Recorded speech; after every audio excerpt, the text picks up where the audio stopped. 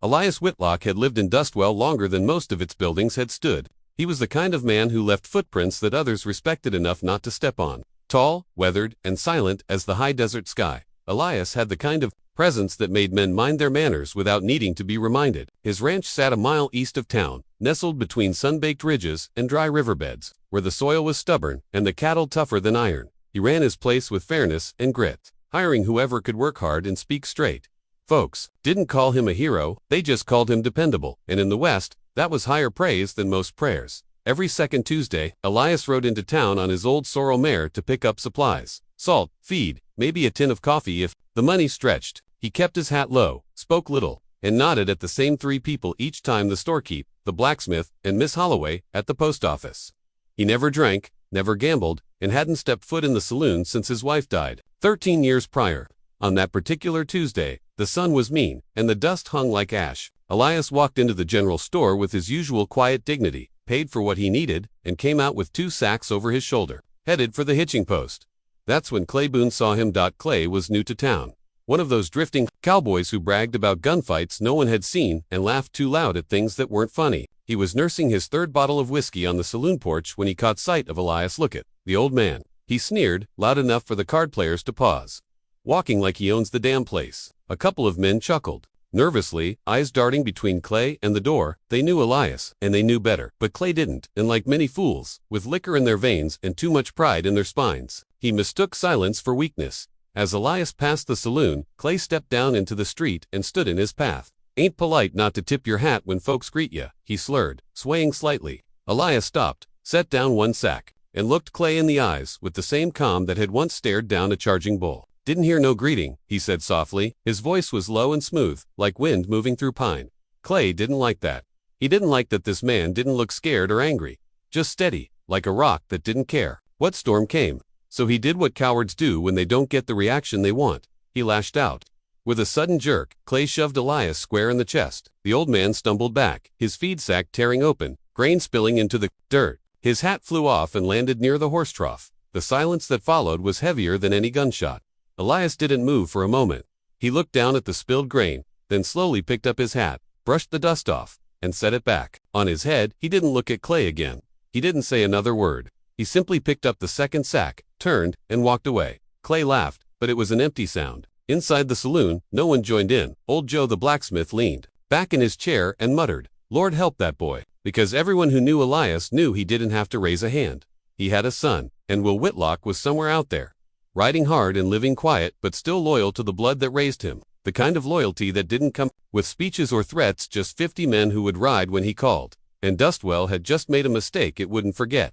Dustwell wasn't a big town, but news traveled fastest, especially when it was the kind that made men swallow hard and women lock their doors early. Within 5 minutes of Elias Whitlock being shoved to the dirt, the story had already passed from the saloon to the barber, from the barber to the general store, and from there to the blacksmith, who just happened to be shoeing a mare for a ranch hand named Jesse Pike. Jesse was no gossip, but he was loyal, and he knew where Will Whitlock was. He didn't stop to ask questions, he didn't wait for opinions. He dropped the reins and ran. His boots kicked up dust as he crossed Main Street, veered past the chapel, and tore down the eastern trail toward the Whitlock Ranch. Folks who saw him thought maybe something was on fire.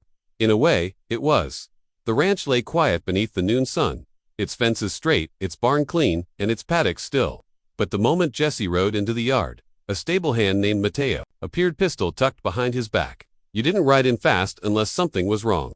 Jesse barely had time to explain. "Elias," he panted. Clay Boone shoved him down in front of the saloon. In front of everyone, Mateo didn't ask for proof. He just nodded once, handed Jesse a canteen, and turned toward the bunkhouse. A bell rang twice, then 3 times. It was a signal they hadn't used in years, an old ranger call for rallying riders in a hurry. Will wasn't at the ranch house. He was on the North Ridge, scouting fence lines. When he heard the bell, 1 long pause, 3 rings. His face didn't change, but his mount felt the shift. Will turned the horse and rode hard. When he galloped into the yard 7 minutes later, his men were already gathering, some saddling up, others buckling gun belts. He didn't raise his voice. He didn't need to. "Someone tell me what happened." Mateo relayed the story in a single breath. Will didn't flinch, didn't curse, just stared off toward Dustwell like he could already see Clay Boone, choking on his own pride. "He touched my father?" he asked, as if needing to hear it again. "He knocked him down," Mateo confirmed. "Laughed about it too." Will nodded once, then he turned to the group, gathering around him riders he trusted more than blood.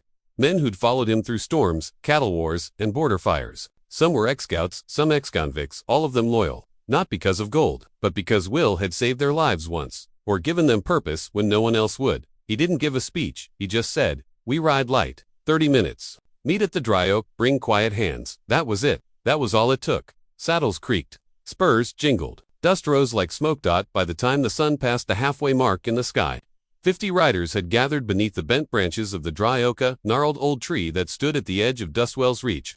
They waited in silence, checking rifles, tightening cinches, adjusting hats. None of them asked if it was worth it. None of them said Clay Boone's name, because it wasn't about Clay.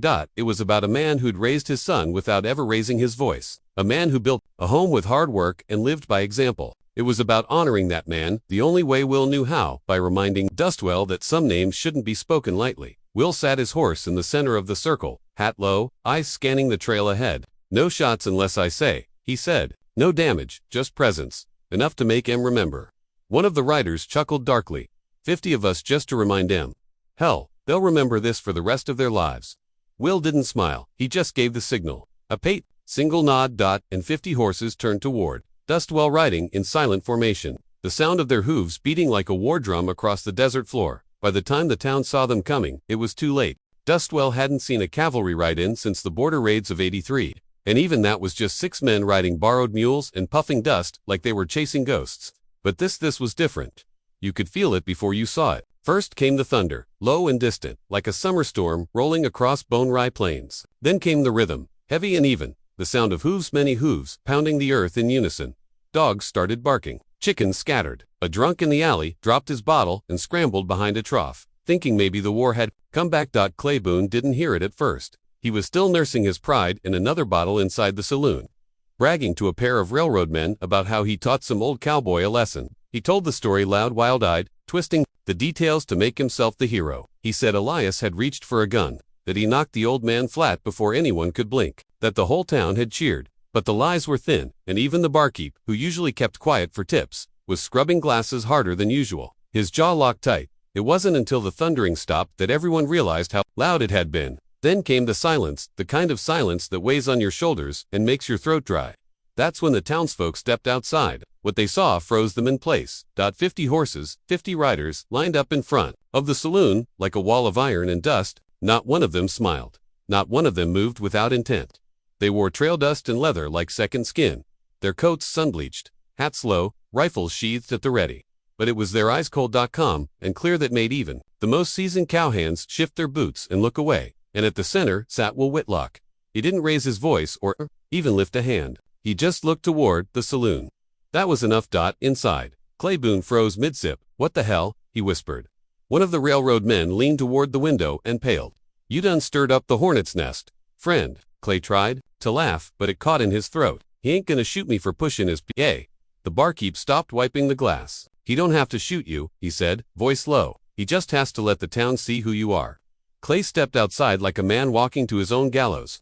The sunlight struck his face and sweat immediately bloomed at his collar. He scanned the riders, searching for someone he knew, someone who might smirk or tip their hat. But no one moved. Will Whitlock dismounted slowly, every movement precise, like a man with all the time in the world. He walked toward Clay, boots thudding, soft but solid against the boards. "You struck my father," Will said. Not a question, a statement, quiet but sharp as barbed wire. Clay opened his mouth, but nothing useful came out. Will continued. "You touched a man this town respects." You laughed while he picked up his own grain. He stopped 2 feet from Clay. "You embarrassed yourself, Boone. You made Dustwell ashamed." "I didn't know who he was," Clay muttered. Will tilted his head slightly. "You didn't have to. You could have treated him like a man." A breeze stirred, lifting the dust and settling it back on Clay's shoulders like judgment. Will's voice remained calm. "We're not here to kill you. We're here to look you in the eye, and then ride out knowing you'll never forget the difference between noise and weight." With that, he turned. Clay stumbled back like someone had struck him, though no one had. Will mounted his horse and gave one small nod. In perfect silence, all 50 riders turned with him. No gunfire, no rope, no blood. Just the lesson. And as they rode out of Dustwell, the townspeople watched in awe not of their violence, but of their control. That was the power of a name earned, not taken. That was what rode with the whip. The dust from the retreating riders hung in the air, like the memory of thunder, thick, heavy, and unwilling to leave. Long after the hoofbeats had faded into the hills beyond Dustwell, the townspeople remained where they were, silent and wide-eyed, as though waking from a dream they couldn't quite explain. No one spoke for a long time, not the saloon girls peeking through curtains, not the old men leaning on porch posts, not even Sheriff Morton, who had been suspiciously absent during the confrontation, but now stood awkwardly outside his office, hat in hand, trying to look like he'd been watching all along. Doc Claiborne didn't speak either. He stood frozen where Will had left him, the front of his shirt still damp with sweat, his mouth dry as the desert around him. His pride, so loud and swollen earlier that morning, had shriveled under 50 silent stares. When he finally did move, it was not with the swagger he'd once claimed. It was a slow, twitchy shuffle back inside the saloon, where the shadows were kinder and the mirrors less honest. But Dustwell wasn't quick to forget. By sunset, every homestead in a 10-mile radius had heard the tale. How Will Whitlock rode in with 50 men, not to spill blood, but to bury a man's arrogance, and how not one gun was drawn, not because the Whitlocks couldn't, but because they didn't need to. That was what made it terrifying. That was what made it powerful. The story spread fast, picked clean and reshaped at every campfire. Some said Will spoke for an hour. Some said he didn't say a word. One boy swore he saw Claiborne drop to his knees. Another claimed Will made Clay apologize in front of the whole town. None of it was quite true, but none of it needed to be. What mattered was the message. You don't lay hands on Elias Whitlock. Not without consequence. Not in Dustwell. Not anywhere near it. The effect was immediate. By the next morning, folks who once smirked at Elias's quiet ways now tipped their hats and offered help with his grain sacks. Those who had once ignored the aging rancher's wisdom suddenly remembered his years of fair dealing, his kindness to travelers, his patience with drunks and orphans alike. The general store gave him a week's credit without asking. The barber refused his coin for a trim. Even the saloon girl sent over a fresh pipe each, his favorite, with a note that simply read, "Respect." But Elias Whitlock, true to his nature, didn't bask in it. He didn't gloat or retell the tale. When folks asked how he felt about what happened, he just smiled gently and said, "Boys will be boys.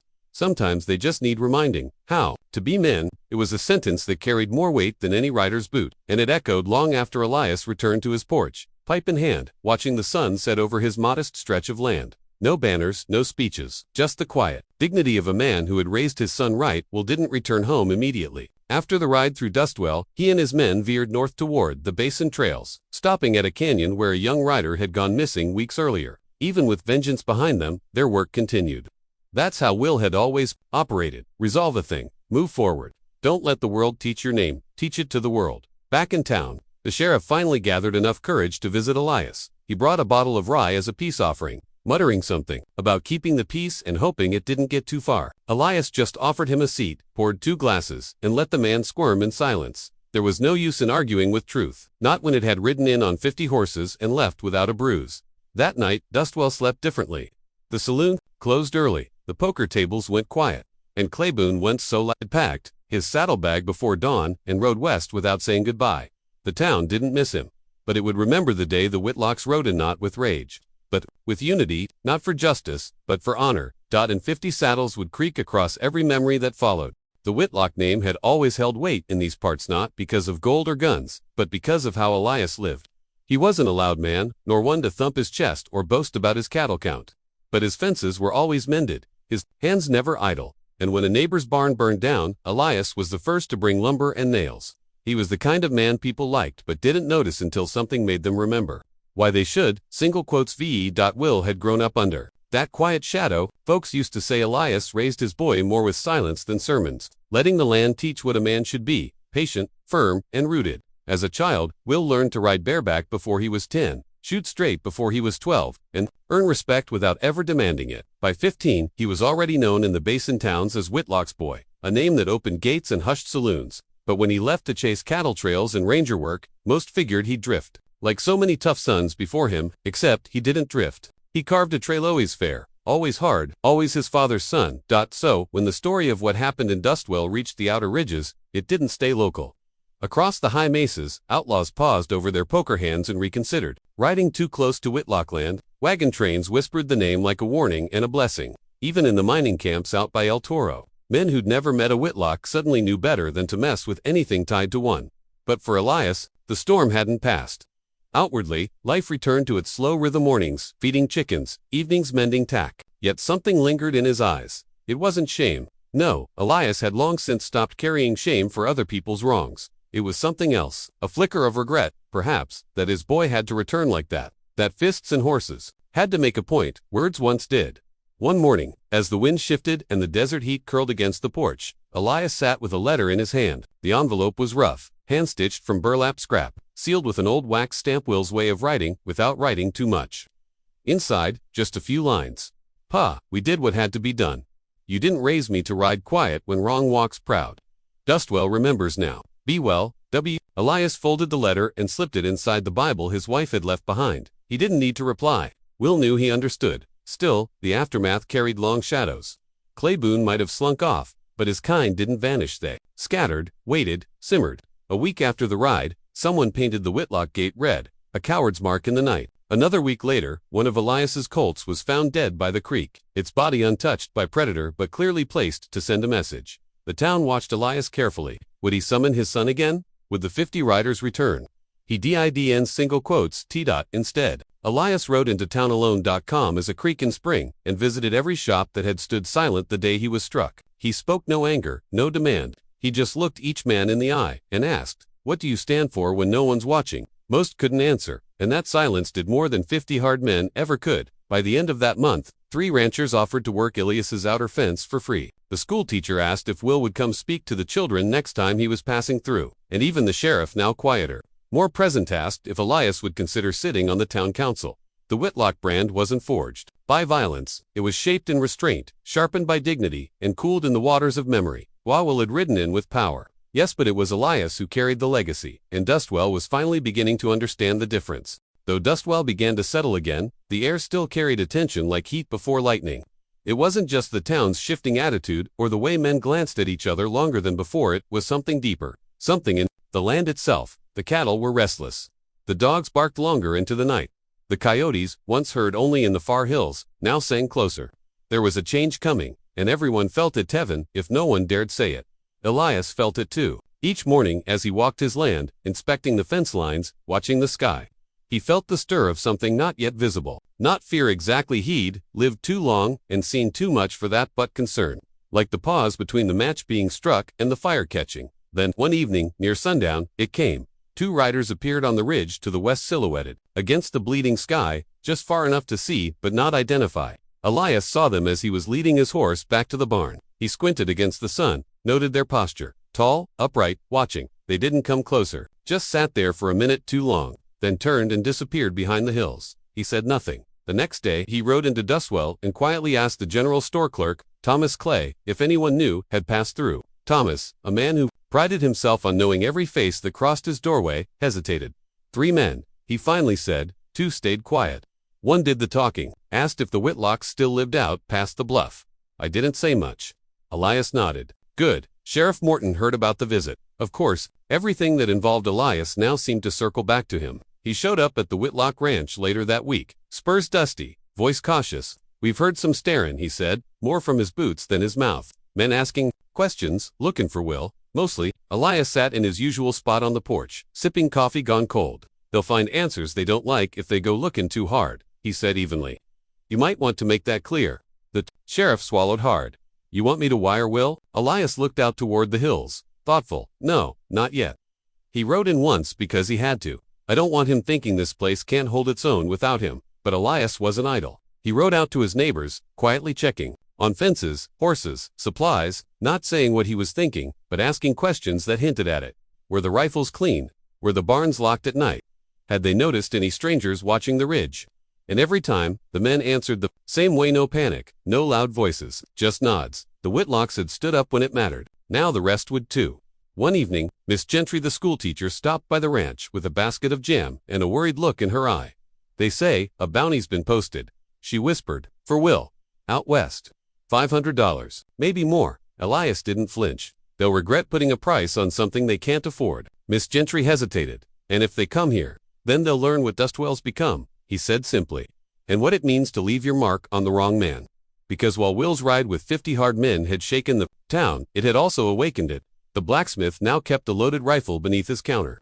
The baker had quietly joined up with 2 veterans from the war and began offering free bread to ranchers who trained others in marksmanship. And little by little, the town that once turned its eyes away had begun standing straighter. They weren't looking for a fight. but they weren't going to run again either. And somewhere, in the dry hush of the canyons, where vultures circled and the wind carved new paths each day, shadows were gathering. The kind that didn't come for coin or cattle but for revenge. They thought that Whitlocks were just a name. They were about to learn they were a bloodline. The sun was dipping low behind the canyon walls when the riders came. Dustwell's main street, usually quiet at that hour except for the clink of ale mugs or creak of rocking chairs, fell into a natural silence. 12 of them dust-covered, Leanne and Wrong-looking, the kind of men whose boots left marks that didn't wash away. Their horses were bone-tired but mean-eyed, built for long rides and fast exits. None of the riders spoke as they entered. They just dismounted, slow, deliberate, like they knew everyone was watching. Sheriff Morton saw them first from the jailhouse window and felt the knot in his gut tighten. These weren't drifters, these were trackers, paid men, bounty hunters, maybe worse, the kind who carried stories and scars both. He stepped onto the porch, hand near his sidearm. "Evenin'," he said evenly. The leader, a man with a stitched scar running from ear to jaw, offered a toothless grin. "Evenin'. Heard there's a fella named Will Whitlock passed through here not long ago. Thought we'd see if he's still around." Morton didn't answer right away. A month ago, he might have stammered, might have tried to sidestep the tension, but not now, not after what Dustwell had become. "Might be," he said at last. "Might not. What's your interest?" The man chuckled. "Just a debt to settle." The man made noise where he shouldn't have, kicked up dust that don't belong in the air. By now, shopkeepers were shutting their doors. Windows dimmed behind drawn curtains. But no one ran. No one fled. They stayed quiet, watching. Elias Whitlock stood just outside the general store, arms folded. He'd come into town for rope and linseed oil, but he knew this moment had been coming ever since Clay Boone slunk out of Dustwell with a broken pride and bruised ego. Boone might have fled, but he hadn't forgotten, and neither had the men he rode with back in the war men who owed him favors, or who hated the Whitlocks by name. The scarred rider turned and noticed Elias. His grin dropped. "Well now," he drawled, "ain't you the old man we heard about?" "I'm just a rancher," Elias replied. "Not much to hear about." "Funny," the man said. "Word is, your boy made quite the show here. Brought a storm to this sleepy place. Maybe we bring one of our own." That was when the door of the blacksmith's shop creaked open. Sam, the smith, a thick, quiet man whose hands could bend iron, stepped out with a double-barreled shotgun resting against his shoulder. He didn't speak, just stood there, watching. Then the baker emerged from his shop with a Winchester. Then old Mrs. Donnelly from the apothecary, eyes sharp, hands steady on a revolver.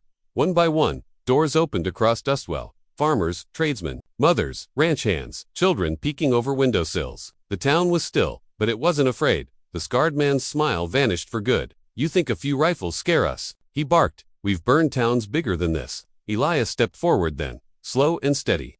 "You didn't ride into a town," he said. "You rode into a memory of what happens when good men stand too long in silence." The air tightened, like stretched leather. A single shot here, and it would all break loose. But the riders didn't draw. Not yet. Because behind Elias, in the desert haze beyond the far end of town, came a low thunder. Hooves. Fast. Steady. And then, just as the sun disappeared, the ridge beyond Dustwell lit with silhouettes. Riders. 50 of them. Will Whitlock at the front. Will Whitlock didn't ride fast. He didn't have to. The sound of 50 horses rolling like distant thunder across hardpack was message enough. The town of Dustwell stood quiet, holding its breath, every soul fixed on the ridge where the sun had now fully dropped and the stars bled through the purple-black sky. The lead rider wore no badge, no colors, no war paint, just dust, sweat, and the look of a man with no time left for warnings. The riders behind him were cut from the same clothman with squint, lines etched from long rides and harder choices. Cowboys, ex-scouts, half-Apache trackers, former Union cavalrymen, and a few whose pasts you didn't ask about unless you were willing to bury the answer. Some had fought beside Will in the old frontier wars. Others had owed him blood debts or ranch work chances that saved their lives. All of them had come because one man struck a rancher too old to swing back and thought no one would care. The scarred bounty hunter stiffened where he stood in front of the jailhouse. He reached for his pistol but slowly, not because he feared the draw, but because he was doing the math. 50 armed men riding down in formation, and the town itself now aiming rifles from doorways and roofs. He might have swaggered in thinking Dustwell was a forgotten place, but what he'd found was a hornet's nest wrapped in silence. Will pulled up in front of his father. He didn't smile, he didn't speak. He just nodded once, then dismounted. The other men followed suit, falling in beside him like coals piling behind a firebrand. His eyes locked on the lead bounty man. "You the one who came asking for my name," he said quietly. The scarred man swallowed. "Heard you hit someone that didn't deserve it," Will added, motioning with his chin to his father. "No offense meant," the man replied, but the words were brittle. "Just a message from Clay Boone." Will stepped closer. "Then take a message back." You raise a hand in Dustwell. You raise it to all of us. You bring riders, we'll bring more. You want blood? He paused. You'll find your own in the dirt before you ever taste ours. The man's hand trembled. Whether it was fear, rage, or shame, no one could say, but he didn't draw. Not that day. Not when surrounded by 50 men whose faces didn't flinch in a town that had found its spine. After a long pause, he nodded. A quick, bitter motion, then he backed toward his horse. One by one, the other bounty men followed, silent. They mounted fast and rode harder back toward the canyons they came from, into the kind of night that only cowards know. When the last hoofbeat faded, Dustwell stood motionless. Then came the slow release of breath, like a bellows collapsing after the fire had died. Sheriff Morton lowered his rifle. The townsfolk stepped out from their hiding spots. And still, no one spoke. It was Elias who broke the silence. He stepped up beside Will, clapped a hand on his son's shoulder, and said the first real words in hours. "You hungry?" Will looked sideways at him and chuckled. Always. That night, the saloon served more stew and whiskey than it had in a month. Tables were dragged together. Guns were laid on floors. Children sat beside weathered trail riders, and the blacksmith toasted with the Will's men stayed, not because they were asked to but because they understood something had shifted. Dustwell had changed. It wasn't a place to pass through anymore. It was a place to stand. And should anyone forget again, they'd remember the sound of 50 hooves thundering down the ridge, and the look on a man's face when he realized the weak weren't alone anymore. The rancher who'd taken a blow and said nothing never needed to raise a hand again because his silence had called thunder, and his son brought the storm.